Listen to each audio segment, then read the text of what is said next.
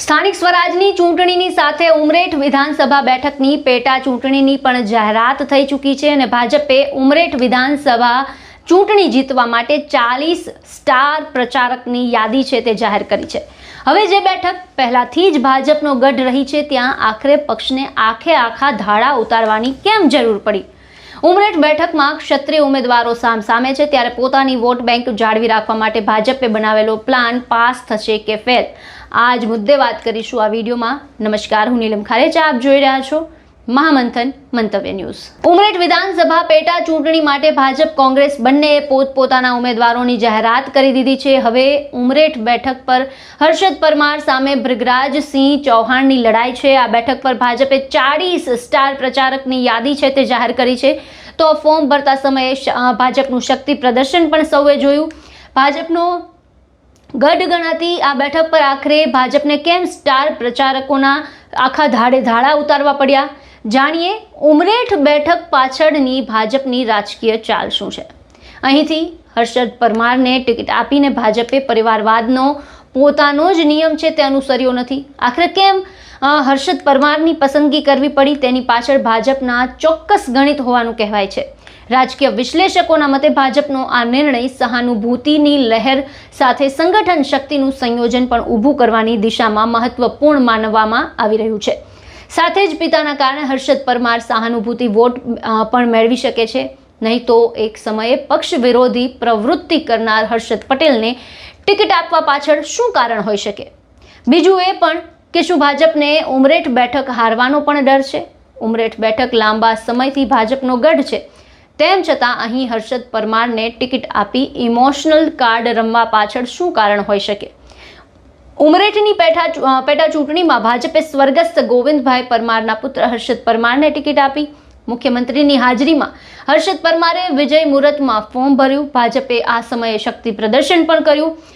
ભાજપે પિતાની જગ્યાએ હવે પુત્રને ટિકિટ આપી, પરંતુ અહીં ચોંકાવનારી વાત એ છે કે હર્ષદ પરમાર તેમના પર ભૂતકાળમાં પક્ષ વિરોધી પ્રવૃત્તિ કરવાનું પણ લેબલ લાગેલું છે। સામાન્ય રીતે પક્ષ વિરુદ્ધ પ્રવૃત્તિ કરનારને ટિકિટ આપવી એ ભાજપના નિયમોની વિરુદ્ધ છે, કારણ કે સ્થાનિક કક્ષાએ વિરોધ થતો હોય છે।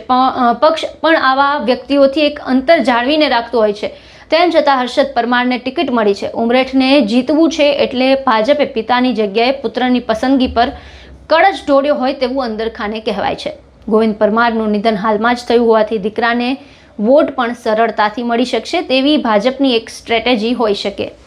આમ વોટ બેંકની રાજનીતિમાં હર્ષદ પરમાર ફાવી ગયા છે। પિતાના મૃત્યુ બાદ ખાલી પડેલી બેઠક પર પુત્રને ટિકિટ આપી ભાજપે મતદારો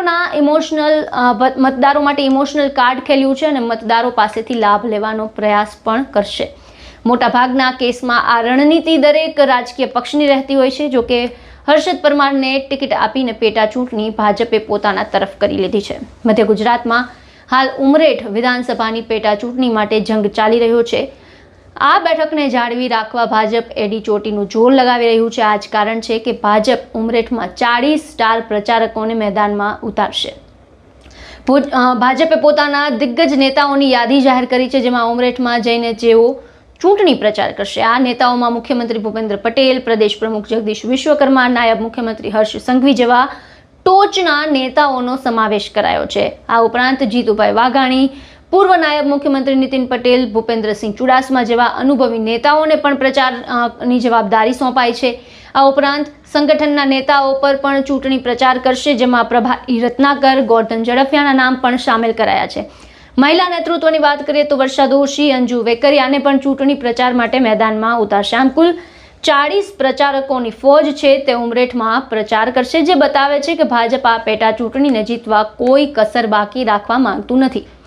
ત્યારે આ સમગ્ર મુદ્દે આપનું શું કહેવું છે અમને કમેન્ટ બોક્સમાં જણાવો ને આપના મંતવ્ય અમને કમેન્ટમાં જણાવો ને અમારી ચેનલને લાઇક, શેર અને સબસ્ક્રાઇબ કરવાનું ભૂલશો નહીં।